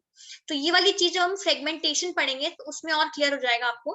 But basically identification is used for identifying whether the fragment that is coming, whether the fragments that are coming, whether they belong to a single datagram or different datagrams. ठीक है? सो वो uniquely identify कर देता है कि जो fragment आया है वो किसी एक ही डेटाग्राम के पार्ट्स हैं या वो अलग अलग डेटाग्राम के पार्ट्स हैं। Okay, so when we have to identify whether the datagram, whether the fragments that are coming are part of single datagram or different datagram, then we use this identification field. कितनी bit की हो गई? ये हो गई आपकी 16 bits की। Next है आपका फ्लैग। अभी मैं आपको बताया था कि फ्लैग्स आपके 3 बिट्स हमने फ्लैग के लिए रिजर्व किए थे। अगर आप यहाँ पे देखो, सो here you can see that 3 bits are reserved for your flags. Flags में 3 बिट्स हैं। सो 3 बिट्स बेसिकली होते हैं आपके, इसमें क्या होगा आपका, एक तो 0 होगा, मतलब आपकी जो अगर आप देखो यहाँ पे, सो ये जो पिंक वैल्यू है ये बेसिकली 0 रहेगा हमेशा। सो 0 का मतलब है कि रिजर्व्ड बिट है। ठीक है? ये रिजर्व्ड है, इसका मतलब हमने 0 कर दिया है, इसका हमें कोई जरूरत नहीं है। नेक्स्ट है आपका डी। डी मतलब होता है डू नॉट फ्रेगमेंट फ्लैग। सो इसमें अभी क्या होता है कि जैसे हमने अपने फ्रेगमेंट्स, अपने डेटाग्राम को फ्रेगमेंट्स में डिवाइड कर दिया। ये मेरा एक फ्रेगमेंट है, उसके बाद ये मेरा एक फ्रेगमेंट है, फिर ये मेरा एक और फ्रेगमेंट है, ये मेरा एक और फ्रेगमेंट। अब मैं ये जो राउटर है उसे कैसे बताऊं, कि उसे कैसे पता चलेगा कि मेरा जो ये एक ही डेटाग्राम था उसको मैंने 3 फ्रेगमेंट्स में डिवाइड कर दिया, या वो कैसे वो कितने टाइम तक वेट करे फ्रेगमेंट्स का। So basically do not fragment flag इसीलिए होता है, या तो इसकी वैल्यू होती है 0 या इसकी वैल्यू होती है 1। ठीक है? सो अगर इसकी वैल्यू है 0, ठीक है, मतलब अगर आपके इस डू नॉट फ्रेगमेंट की वैल्यू अगर 0 है तो इसका मतलब कि अब कोई भी फ्रेगमेंट नहीं बचा है। ठीक है? डू नॉट फ्रेगमेंट का मतलब कि अब कोई फ्रेगमेंट नहीं आएगा। So if this value is 1, सो मतलब कि कोई फ्रेगमेंट नहीं आ रहा है, और 0 मतलब कि और फ्रेगमेंट्स आ रही हैं। मतलब कि अब कोई फ्रेगमेंट नहीं आएगा, डू नॉट फ्रेगमेंट, अब इसको फ्रेगमेंट नहीं करना है, और मोर फ्रेगमेंट्स का मतलब कि और फ्रेगमेंट्स आएंगे। ठीक है, सो अभी इसको डिटेल में पढ़ेंगे जब हम कल आपकी क्लास में मैं स्टार्ट करूंगी फ्रेगमेंटेशन। फ्रेगमेंटेशन से आपके बहुत सारे क्वेश्चंस आते हैं, and fragmentation is an important topic from your net के रिस्पेक्ट से भी और IPv4 के रिस्पेक्ट से भी। ठीक है, तो फ्रेगमेंटेशन वाली क्लास जरूर अटेंड करना है कल। तो उसमें हम और डिटेल में पढ़ेंगे कि 0 और 1 और DM का क्या मतलब है। सो D बेसिकली फुल फॉर्म याद रखना, D is for do not fragment and M is for more fragments. ये हो गया। सो ये 1 बिट्स है। ठीक है, सो ये 1 बिट है, ये 1 बिट है, this is also 1 bit, this is also 1 bit and this is also 1 bit. So total flags हो गए 3 फ्लैग्स हो गए आपके, जिसमें एक रिजर्व्ड है जो 0 होगा हमेशा, और एक होगा डू नॉट फ्रेगमेंट फ्लैग, और एक होगा मोर फ्रेगमेंट फ्लैग। फिर नेक्स्ट आया आपका फ्रेगमेंटेशन ऑफसेट। फ्रेगमेंटेशन ऑफसेट क्या बताता है आपको? सपोज आपने 3 फ्रेगमेंट्स में डिवाइड किया अपना डेटा, 3 फ्रेगमेंट्स में डिवाइड किया, ये आपका फर्स्ट फ्रेगमेंट है, ये आपका सेकेंड फ्रेगमेंट है, और ये आपका थर्ड फ्रेगमेंट है। ये जो फ्रेगमेंट है आपका, सपोज ये है आपका 14 बिट्स का सपोज। ठीक है, ये फर्स्ट फ्रेगमेंट आपका 10 बिट्स का है। सो यहाँ पे फ्रेगमेंटेशन ऑफसेट में थर्ड वाले में क्या वैल्यू आएगी? यहाँ पे आएगा 24। सो ये 24 ये डिनोट कर रहा है कि मेरे से पहले 24 बिट्स का डेटा जो है वो ऑलरेडी जा चुका है। मतलब बाइट्स की बात बोलो तो 14 बाइट्स और 10 बाइट्स। सो ये 24 बाइट्स विल डिनोट कि मेरे से पहले, I am not the first fragment, मेरे से पहले 24 बाइट्स का डेटा ऑलरेडी ट्रैवल कर चुका है। So represents the number of data bytes ahead of the particular fragment, कि इस फ्रेगमेंट से पहले कितने डेटा बाइट्स थे जो फ्रेगमेंट आगे ट्रैवल कर रहे हैं। So 24 will denote कि मेरे से पहले, before me 24 bytes of data has already traveled and is in different fragment। ये क्लियर हो गया? ये तीनों क्लियर हो गए, identification, flags and fragment offset. Ma'am please repeat once fragment offset. Fragment offset basically आपको ये बताएगा कि अगर मेरी वैल्यू है 24, तो दिस 24 मींस कि मेरे से पहले, before me 24 bytes have travelled, 24 bytes are there in some other particular fragment. So वही बताता है number of data bytes ahead, मतलब कि अहेड मी मतलब मैं आपका फर्स्ट फ्रेगमेंट नहीं हूँ, मेरे से पहले 24 बाइट्स का डेटा ऑलरेडी ट्रैवल कहीं कर रहा है। ठीक है, some other fragments is having this 24 bytes of data। Clear हो गया? Yes, ma'am. ठीक है, सो यहाँ पे जो वैल्यू आएगी वो ये होगी कि इसमें कितने बाइट्स हैं और फिर इसमें कितने बाइट्स हैं टोटल, कि ये इसमें 14 बाइट्स है, इसमें 10 बाइट्स है, तो मेरे में 24 बाइट्स आ जाएंगे। बाकी और डिटेल में हम पढ़ेंगे ऐसे, तो चिंता मत करो, पर अभी समझ लो कि इनका बेसिक वर्क क्या है, बेसिक क्यों वर्क कर रहे हैं, कैसे वर्किंग है, क्या वर्किंग है, वो हम कल आराम से एक्सप्लेन करूंगी मैं। ठीक है, ये क्लियर हो गया इतना? Yes ma'am. कीर्ति अभी ये पढ़ लो, फिर उसके बाद मुझे पता है वो क्वेश्चन, मेरी पूनम से बात हो गई, मैं बता दूंगी आपको। ठीक है मैम? बोलो। Okay ma'am, today class finish? नहीं, okay. Next we have time to live. ठीक है, अब नेक्स्ट आपकी फील्ड आई time to live. So time to live है आपकी 8 बिट की field. Okay, so time to live में क्या होता है कि it indicates the maximum number of hops. मतलब हॉप्स मतलब कि अगर ये आपका यहाँ से, ये आपका सेंडर है, this is your sender, and यहाँ पे एक राउटर है, फिर एक राउटर यहाँ पे है, फिर एक राउटर यहाँ पे है, और फिर आपका एक डेस्टिनेशन है यहाँ पे। सो हॉप्स मीन्स कि यहाँ से सेंडर से रिसीवर तक जाने में कितनी इंटरमीडिएट डिवाइसेस पर इस डेटा को वर्क करना पड़ेगा, किस इंटरमीडिएट डिवाइसेस पे इस आपके डेटाग्राम को जाना पड़ेगा। सो टाइम टू लिव आपका 8 बिट की फील्ड है। It indicates the maximum number of hops a datagram can take to reach the destination. मतलब कि सपोज यहाँ पे टाइम टू लिव मैंने सेट किया हुआ है 5। ठीक है, यहाँ जब स्टार्ट हुआ, जब सेंडर पे था आपका डेटाग्राम, जब सेंडर ने भेजा तो उसने वैल्यू सेट की 5। मतलब कि क्या है, the value of TTL is decremented by 1। हर जब भी वो किसी इंटरमीडिएट डिवाइस पे पहुंचेगा सपोज ये आपका डेटाग्राम था, ये डेटाग्राम यहाँ से स्टार्ट हुआ, तब इसकी वैल्यू थी 5। जब ये डेटाग्राम यहाँ पहुंचा दिस इंटरमीडिएट डिवाइस पे, तो इसकी टीटीएल हो गई 4, क्योंकि डेटाग्राम जैसे ही एक हॉप पे पहुंचेगा, मतलब किसी इंटरमीडिएट डिवाइस पे पहुंचेगा, सो वो आप कर दोगे -1, या वो डेस्टिनेशन पहुंचेगा तब भी आप कर दोगे -1। तो जब वो यहाँ आया तो -1 हुआ, फिर जब वो यहाँ आया तो -1 हुआ, तो टीटीएल 3 हो गया। जब वो यहाँ आया तो टीटीएल हो गया आपका 2, और जब वो डेस्टिनेशन पे पहुंचा तो टीटीएल हो गया 1। ठीक है, अगर टीटीएल की वैल्यू हो जाए 0 बिफोर रीचिंग द डेस्टिनेशन, मान लो आपकी यहाँ पे अगर हम टीटीएल की वैल्यू 5 न रख के 3 देते मान लो, तो यहाँ पे हो जाता 2, यहाँ हो जाता 1 और यहाँ हो जाता 0, और ये उसकी डेस्टिनेशन नहीं है। सो अगर टीटीएल की वैल्यू हो जाए 0 before reaching the destination, so datagram जो है वो वहीं पे डिस्कार्ड हो जाएगा, वो आगे ट्रैवल नहीं करेगा। So this is what is TTL used for. Basically वो looping, जो loop अगर मान लो यहाँ पे डेस्टिनेशन में पहुंच ही नहीं रहा है, वो घूमे जा रहा है, मतलब यहाँ से वो डायरेक्ट यहाँ पे कनेक्ट हो जाए फिर से, सो क्या होगा, अगर टीटीएल नहीं होगा सो वो ऐसे ही मूव करता रहेगा, ऐसे ही मूव करता रहेगा, और डेस्टिनेशन तक पहुंच ही नहीं पाएगा। So that is why we are using TTL। We use TTL in order to आपका जो लूपिंग है वो ना हो, और हम हर जैसे ही आपका डेटाग्राम किसी भी इंटरमीडिएट डिवाइस पे पहुंचेगा, जैसे ही पहुंचेगा आपके टीटीएल में से -1 हो जाएगा। सो अगर टीटीएल 0 हो जाए डेस्टिनेशन पे पहुंचने से पहले ही, सो डेटाग्राम डिस्कार्ड हो जाएगा।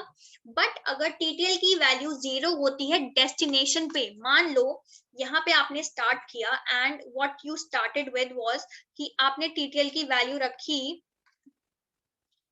4, सो जब वो यहाँ आया तो हो गया 3, यहाँ आया तो वैल्यू हो गई 2, यहाँ आया तो वैल्यू हो गई 1, और यहाँ आया तो वैल्यू हो गई 0। बट जब टीटीएल की वैल्यू 0 हुई तो वो ऑलरेडी डेस्टिनेशन पे पहुंच चुका था, so now your datagram will be accepted. But अगर टीटीएल 0 हो जाए बिफोर रीचिंग द डेस्टिनेशन, तो वो डेटाग्राम जो है डिस्कार्ड हो जाएगा। क्लियर हो गया ये? Yes, ma'am. इसमें कोई डाउट? टीटीएल में किसी को डाउट?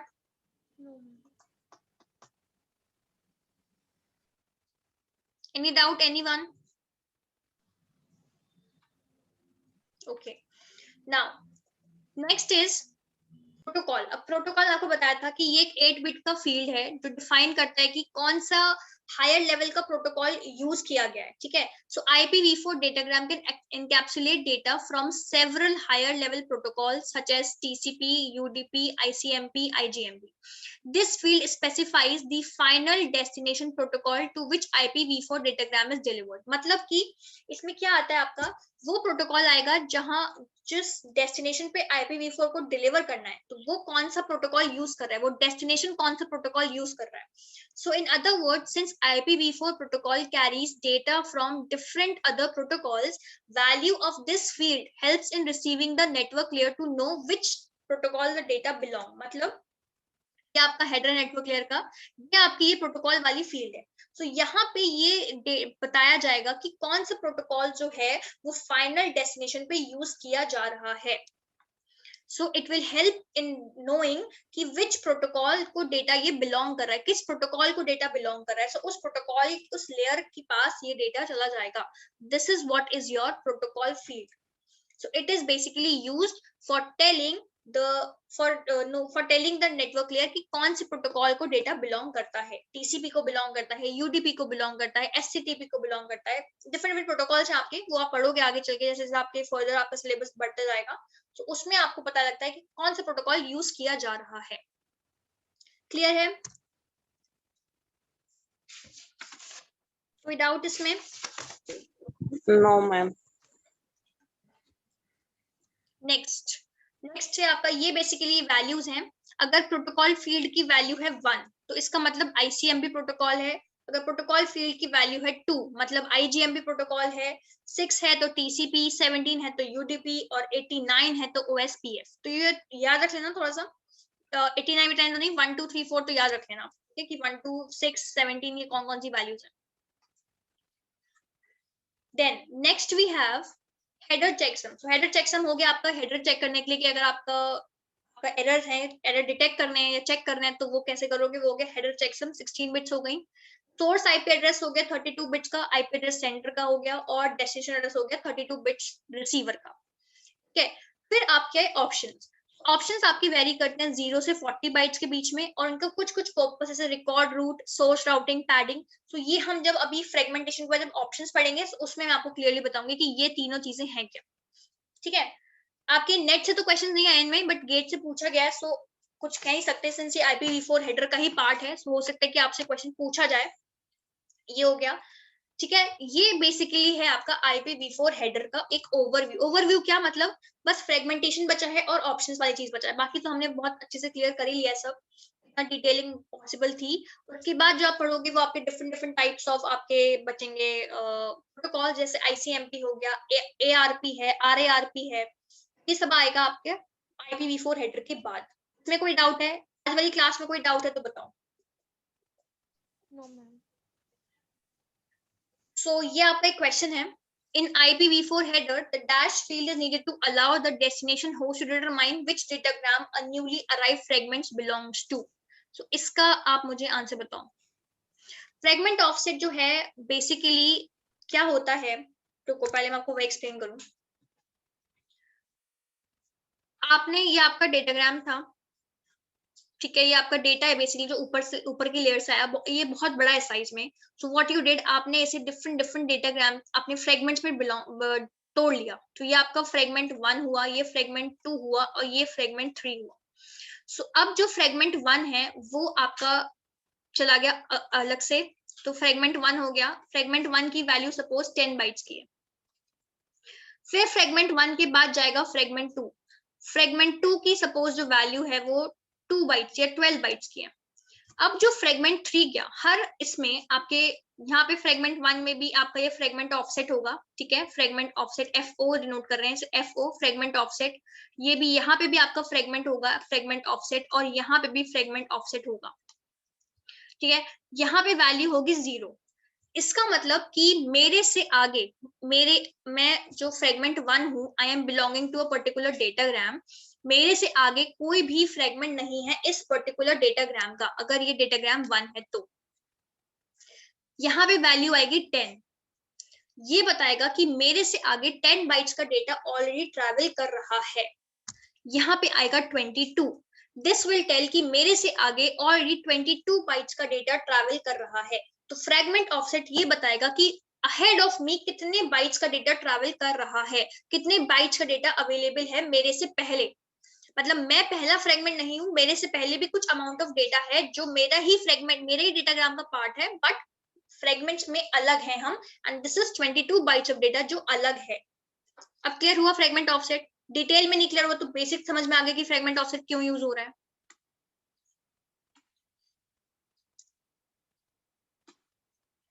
ये वाला क्वेश्चन बताओ, इसका आंसर क्या होगा?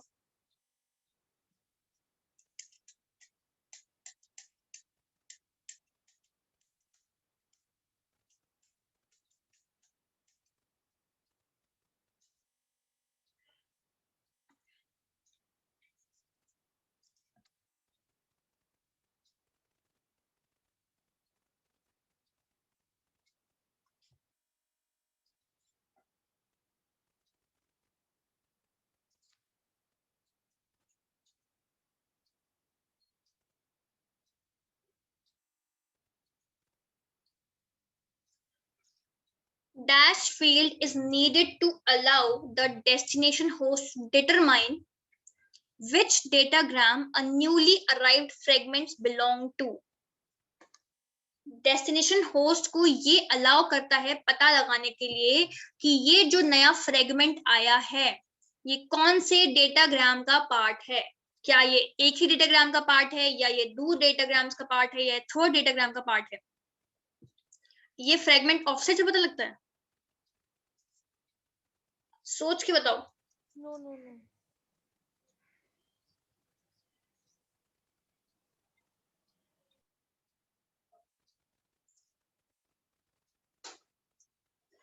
फ्रेगमेंट ऑफसेट को बताता है कि मेरे से आगे कितना डेटा है, how many data bytes are ahead of मी।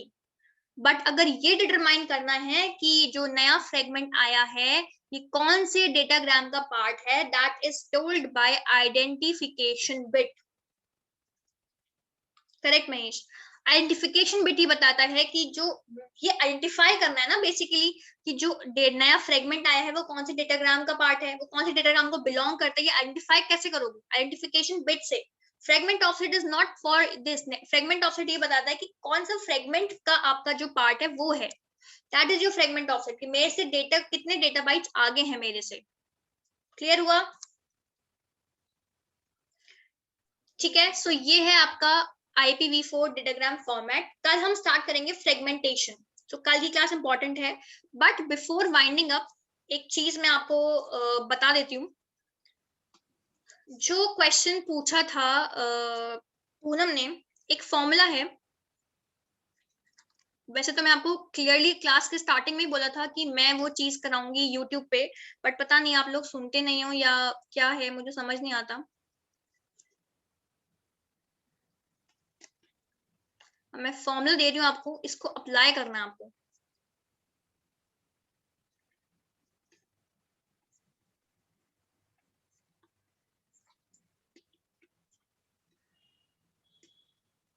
ये आपका फॉर्मूला है।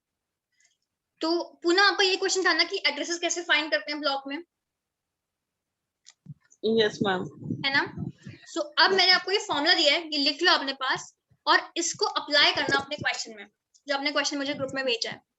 ठीक है, और फिर मुझे बताना कि आपका आंसर क्या आ रहा है। Okay, ma'am. तो ये क्वेश्चन आप, ये फॉर्मूला लिख लो आप लोग सभी अपने, लिखना है, स्क्रीनशॉट लेना है, जैसा भी आपको ठीक लगे। ये आपका फॉर्मूला है, number of addresses in the block. अगर एक ब्लॉक में हमें नंबर ऑफ एड्रेसेस फाइंड करने हैं तो दिस इज द फॉर्मूला। ठीक है, तो 2 raised to power 32 minus n, इससे आप अपना नंबर ऑफ एड्रेसेस फाइंड कर सकते हो कि एक ब्लॉक में कितने एड्रेसेस हैं। ठीक है, ये इसका फॉर्मूला है, इससे आप बता दोगे। और इस ऐसे का कुछ भी क्वेश्चन आपसे पूछते हैं, कभी भी क्वेश्चन पूछते हैं, लेकिन केस क्या है कि ये आपका यूज होगा सिर्फ और सिर्फ CIDR में। ठीक है, ये सिर्फ और सिर्फ CIDR में होगा। यू वेलकम कीर्ति। ये सिर्फ और सिर्फ CIDR के केस में यूज होगा, क्योंकि CIDR के केस में ही हम ब्लॉक का सिस्टम यूज करते हैं।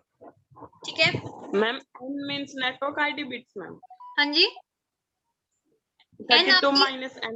एन मैंने आपको बताया ना, ब्लॉक में क्या होता है CIDR में A.B.C.D/N। Yes, ma'am. ये आपका N हो जाएगा, Net ID. Network ID base. ठीक है, Yes. मैम हाँ बोलो। मैम जो सबनेट वाला जो हम न्यूमेरिकल किया है ना मैम, वो एक दैट टाइप ऑफ सेशन एक क्लास ले लो ना, वो data link layer formula based, so Data link then layer। do it throughput so many formula based numerical. चलो ठीक है, देखती हूँ मैं। Ma'am, हाँ जी, इसका आंसर 32 आ रहा है मैम, और दे 16 रखा मैम क्वेश्चन का। 32 कैसे आ रहा है? मैम 26 है नंबर ऑफ एन। रुको एक मिनट, देखने दो मुझे क्वेश्चन। 32 माइनस 26 में। फोर्थ सबनेट भी तो है, क्वेश्चन तो पढ़ो। 130.34.12.64/26। इसके बाद वो क्या कह रहे हैं आपसे, ऑर्गेनाइजेशन नीड्स 4 सबनेट्स। 4 सबनेट्स की मतलब कितनी बिट्स चलेंगी? 2 बिट्स। यस तो 26 + 2 कितना हो गया? 28। 28 हो गया। तो 2 raised to power 32 minus 28 कितना हुआ? 2 raised to power 4। 16 हो गया। Yes ma'am. सही है। Yes ma'am. मतलब n से मेरा मतलब ये नहीं कि सिर्फ जो आपका यहाँ दे रखा है, अगर वो आपसे क्वेश्चन में और सबनेट्स भी दे रखा है तो वो भी आप ऐड करोगे ऑब्वियसली, है ना, उसको भी डील करोगे। Yes ma'am. क्लियर है अब? Yes ma'am. किसी को कोई doubt? No ma'am. No ma'am. Ma'am, you have told that you will discuss the how to read, how to prepare Lipika उसके लिए मेरे पास मतलब हम ये चीज बहुत बार डिस्कस भी कर चुके हैं। मैं आपको बस एक ही चीज कह सकती हूँ कि क्वेश्चंस करने के लिए तो मैं आपको बताया था कि स्टार्ट करना है कि आपको कि क्या क्या दे रखा है और उसमें वो आपसे क्या पूछ रहे हैं, ठीक है। और पढ़ाई से रिलेटेड आपका क्या है कि हर किसी की अपनी अलग अलग पढ़ाई है ना, हर किसी का तरीका अलग है। मैं आपको सिर्फ ये बता सकती हूँ कि जैसे अभी मैंने आपको बताया था कि पेपर 1 से स्टार्ट करो, बट पेपर 2 पे भी मेजर फोकस रखो। अब आपकी क्या दिक्कत आ रही है मेन, क्या आपको क्वेश्चन समझ में नहीं आ रहे हैं या आपको पढ़ाई नहीं कर पा रही हो, क्या दिक्कत आ रही है आपके साथ? Ma'am, I can relate the numerical question with the data. Which data is given and which data I will be used. I can't relate, ma'am. मतलब जो डेटा गिवन है इन न्यूमेरिकल में और मुझको क्या डेटा जरूरत है, how can I apply the formula, ma'am ये मुझको समझ में नहीं आ रहा है। इसके तो सिर्फ एक ही चीज है ना कि प्रैक्टिस करो, ज्यादा से ज्यादा क्वेश्चंस की प्रैक्टिस करनी पड़ेगी आपको। सिर्फ थ्योरी रिवाइज करके कुछ नहीं होगा फिर, क्योंकि थ्योरी में आप ये तो समझ जाओगे कि फॉर्मूला क्या है, बट अप्लाई कैसे करना है, एप्लीकेशन जो चीज है वो आपको सिर्फ और सिर्फ तभी आएगी जब आप उसको क्वेश्चंस को प्रैक्टिस करोगे। इसीलिए मैं आपको बोलती हूँ कि यूट्यूब के सेशंस में भी आओ। आपको स्पेशली मैंने बोला है कि आपको जब क्वेश्चंस में प्रॉब्लम है तो जितने ज्यादा क्वेश्चन आप प्रैक्टिस कर सकते हो उतने ज्यादा क्वेश्चन आप प्रैक्टिस करो। जितने ज्यादा आपको टाइम मिल रहा है, जहां जहां से आप क्वेश्चन ढूंढ सकते हो वहां से क्वेश्चन ढूंढ के प्रैक्टिस करो। और अगर मैंने एक क्वेश्चन एक बार करा दिया है तो उसका मतलब ये नहीं कि वो आपके एंड से खत्म हो गया। मैं आपको इसीलिए 2 स्लाइड्स देती हूँ, एक में क्वेश्चन होता है और एक में आंसर होता है। क्वेश्चन की स्लाइड लो, उसे पकड़ो, उसे क्वेश्चन को बिल्कुल चाहे आधा घंटा लग जाए, करो उसे सॉल्व, खुद से ट्राई करो, फिर देखो कि कहाँ पे गलती, मतलब ये नहीं कि नहीं आ रहा तो ठीक है तुरंत देख लिया आंसर क्या है, नो, खुद ट्राई करो एटलीस्ट हाफ एन आवर, कितने भी टाइम लगे एटलीस्ट समझो कि क्वेश्चन आपसे पूछ क्या रहा है। जब तक आप ये नहीं समझ पाओगे, ये नहीं समझोगे कि क्या वो पूछ रहा है आपसे, मैं आपको कितना भी समझा लूं, मैं आपको कुछ भी समझा लूं, क्योंकि एग्जाम में मैं आपकी हेल्प नहीं करूंगी, एग्जाम में आपको खुद ही अपनी हेल्प करनी है। सो ये आपको खुद ही पूरा प्रैक्टिस, जितने ज्यादा क्वेश्चंस प्रैक्टिस करोगे, और ये नहीं कि एक बार क्वेश्चंस पढ़ा दिए तो खत्म हो गया, उसको कम से कम 5-6 बार रिवाइज करो, क्योंकि वो क्वेश्चंस नेटवर्किंग के क्वेश्चंस ऐसे हैं, घूमे हुए होते हैं, वो उन्हें आपको खुद से पता नहीं कितनी बार उन्हें ट्राई करना पड़ेगा उनकी लैंग्वेज समझने के लिए, कि आपको वो लैंग्वेज अच्छे से समझ में आ जाए। समझ रहे हो? Yes ma'am. तो क्वेश्चंस ट्राई करो, जितने मैं जितने पॉसिबल क्वेश्चंस मैं दे सकती हूँ मैं देती हूँ, जितने आप अगर कहीं और से मिल रहे हैं कहीं और से ट्राई करो। सिर्फ ये मत सोचो कि बस मैम दे रही है बस खत्म हो गया, कुछ नेटवर्क अपने इंटरनेट पे सर्च करो, गूगल पे सर्च करो, network question related to this topic, 1000 question मिलेंगे। मेरे को वेबसाइट्स मैंने बता रखी है, वहां से ढूंढो, वहां से क्वेश्चन मिल जाएंगे, 1000 क्वेश्चन हर जगह से मिल जाएंगे, कहीं से भी ट्राई करो, बस क्वेश्चन ट्राई करो। जब तक क्वेश्चन प्रैक्टिस नहीं करोगे, जब तक लैंग्वेज नहीं समझोगे, तब तक नहीं हो पाएगा कुछ भी, ठीक है? Ma'am class are not uploading ma'am. तो मैंने आपको बताया ना किससे बात करनी है आपको, मैं अपलोड तो नहीं करती ना क्लास। सर से बात की आपने? सर से बात की? No ma'am. लो, बात करनी रही हो मेरे से क्या, मैंने आपको, आपने मुझसे बोला क्लास अपलोड नहीं हो रही है, मैंने आपको बता दिया किससे बात करनी है आपको, अब फिर आप मेरे से बोल रहे हो चीज। मैम आपके पास अभी मैम आपके पास बुक है मैम? कौन सी बुक? ओ फराउजन का जो बुक पीडीएफ? है आपके पास अभी? पीडीएफ हाँ है, बताओ। Ma'am we are now in chapter 18। अब ये मुझे देखना पड़ेगा, रुक जाओ। Ma'am that why I am telling this,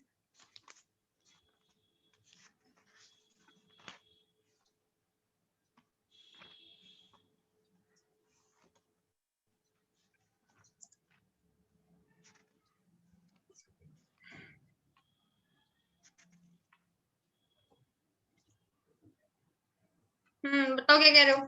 ma'am that before just beginning of the chapter 18 ma'am these stuff are important। क्या है चैप्टर 18? रुको मैम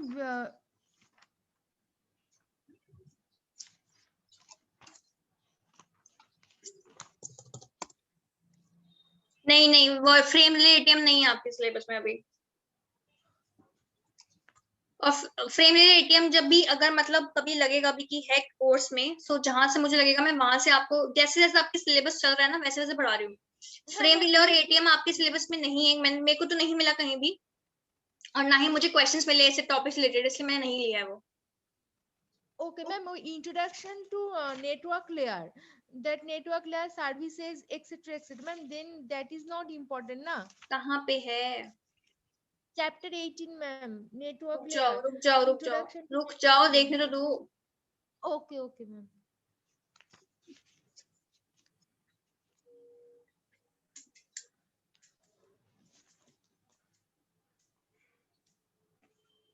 हम्म, 19 पे तो आपका है एड्रेसिंग। 18, chapter 18 में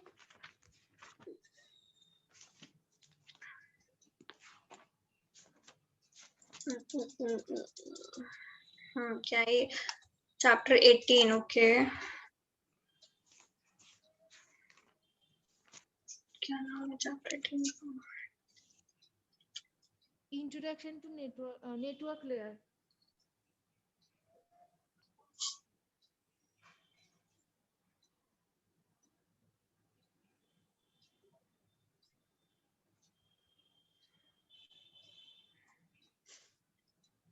चैप्टर 18 में तो ये ना फ्रेम रिले एंड ये सब virtual circuit networks, frame relay network में तो है। Yes, ma'am. That also chapter 17. Frame virtual LAN membership, that is. हाँ, वर्चुअल लैन आपके सिलेबस में है, लेकिन वर्चुअल लैन का वो अभी क्वेश्चंस नहीं आए, इसलिए मैंने ज्यादा इंपॉर्टेंट नहीं है, इसलिए मैंने जो पहले ज्यादा इंपॉर्टेंट चीज है वो करनी प्रेफर करी। ठीक है, वर्चुअल लैन अगर लगेगा, वर्चुअल लैन और बेस बैंड और ये सब जगह लगेगा मुझे, क्योंकि क्वेश्चंस तो पूछे नहीं है, तो इसलिए ज्यादा टाइम इन पे वेस्ट करने की जरूरत भी नहीं है। तो ज्यादा इंपॉर्टेंट टॉपिक जिनसे हमें कंफर्म है कि क्वेश्चंस आएंगे ही आएंगे, वो उन पे ज्यादा फोकस रखा है मैंने। सोनेट पोनेट आपके केस सिलेबस में है नहीं। ठीक है, वर्चुअल लैन है बट वो बहुत थोड़ा सा ही है, वर्चुअल लैन का ऐसा कुछ ज्यादा इंपॉर्टेंट नहीं है। और आपका बाकी जो है इतना भी मुझे Yes, ma'am. Then next chapter, that is next chapter, introduction to network layer. Ma'am, that beginning with packetizing, routing and forwarding network layer services. है ना? हाँ हाँ हाँ, नेटवर्किंग वो हाँ है आपके सिलेबस में, वो पढ़ाऊंगी मैं, एड्रेसिंग की बाद है वो। पहले एड्रेसिंग पढ़ाया है, उसके बाद फिर आपका IPv4 हेडर है, उसके बाद फिर फॉरवर्डिंग और इन सब की जो भी एल्गोरिथम्स हैं वो आएंगी, वो जब आएंगी तो मैं पढ़ा दूंगी। Oh, okay, ma'am. Actually, in the 5th edition, Farouzan, all these stuff are beginning. That after that, 50 है मेरे पास भी, 50 डाउनलोड किया मैंने भी। Oh, ma'am, then why not page number 520, ma'am? 512. क्या मुझे पढ़ाने तो दो अपने तरीके से ऐसे मतलब। No, ma'am. No. I am not telling that because IPv4 पहले ये सब स्टाफ है. That's हाँ, why तो I am अगर asking मुझे you. लगेगा कि जरूरी है तो पढ़ा दूंगी ना मैं। Oh, मतलब okay. Then I can understand. मुझे पता है कि क्या छूटा है, क्या रह गया है, आई नो इट। टीचर सबसे पहले IP एड्रेसिंग स्टार्ट करते हैं पूरे नेटवर्किंग से पहले। Before starting of physical layer, जितने भी टीचर्स आप देखोगे सब स्टार्टिंग में आपको पढ़ाते हैं IP एड्रेसिंग। आप बताओगे उन्हें कि आपने बाकी सब छोड़ दिया है, मतलब ये थोड़ी है कि बाकी सब छोड़ दिया है। No, ma'am. You told ना that you are forward. मुझे पता है, आई नो। मैं देख रही हूँ उस हिसाब से, जब मुझे लग रहा है कि जो जरूरी है मैं पढ़ा दूंगी। आपका सिलेबस खत्म हो जाए ना, नेटवर्क जब मैं बोलूँ नेटवर्किंग खत्म हो गया है, उसके बाद आप मुझे बताना आपने ये नहीं पढ़ा, ये नहीं पढ़ा, ये नहीं पढ़ाया। ठीक है, और कुछ?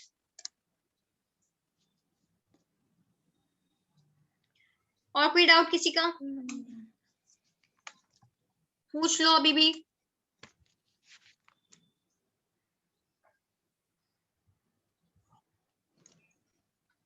No, ma'am. क्लियर हो गए सारे डाउट?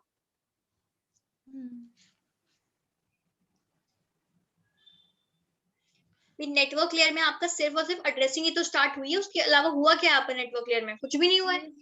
बुक में बहुत कुछ लिखा है।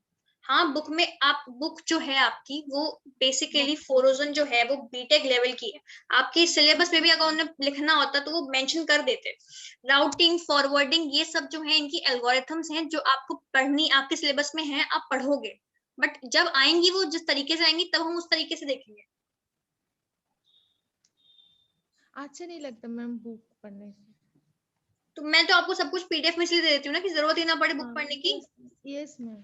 मैं खुद आपको पूरा बुक में से देख के जो मुझे लगता है जरूरी है उससे आपका, इसलिए मेरी PDF में थ्योरी ज्यादा होती है, जैसे कि आप लोग जब खुद से पढ़ो तो आपको समझ में आ जाए कि हमें क्या पढ़ना है, कैसे पढ़ना है, कि आपको बुक खुद ही ना पढ़नी पड़े। इसलिए मैं ज्यादातर जो भी डायग्राम्स भी मैं लेती हूँ वो प्रेफर करती हूँ कि बुक के ही डायग्राम्स हो। यस मैम, आज मैंने बुक्स देखा तो मुझे लगा ये बाप रे कितना लिखा है। हाँ, इसीलिए बुक में जितना भी है सारा नहीं पढ़ना है आप लोगों को, क्योंकि आपका बीटेक का लेवल नहीं है। आपके जो क्वेश्चंस हैं वो इतने वो नहीं आएंगे कि आपको बिल्कुल डिटेलिंग में घुस जाना चाहिए। और नेट में बुक पढ़ने का कोई मतलब भी नहीं, क्योंकि या तो आपके पास इतना टाइम हो कि आप बुक पढ़ना शुरू करो। ठीक है, अभी हम कल स्टार्ट करेंगे फ्रेगमेंटेशन, जो आपका IPv4 हेडर के बाद है। उसके बाद फिर हम देखते हैं कि नेक्स्ट हमें क्या फ्रेगमेंटेशन के बाद, अभी तो पहले IPv4 हेडर ही कंप्लीट होगा। उसके बाद आपका IPv6 है, बट IPv6 आपके सिलेबस में इतना इंपॉर्टेंट नहीं है। जितना मुझे लगेगा कि जरूरी है मैं उतना आपको पढ़ा दूंगी IPv6 रिलेटेड। उसके बाद फिर हम देखते हैं कि नेक्स्ट आपका जो है, जहां तक है कि आपकी जो राउटिंग एल्गोरिथम्स है ना वो सब आएंगे, क्योंकि नेटवर्क लेयर में आपके फिर राउटिंग एल्गोरिथम्स ही आती हैं उसके बाद। तो वहां पे फिर आपका राउटिंग एल्गोरिथम्स और ये सब शुरू होगा। क्योंकि अगर आप देखो IPv6 के बाद आपका जो टॉपिक है वो आपका स्टार्ट हो रहा है,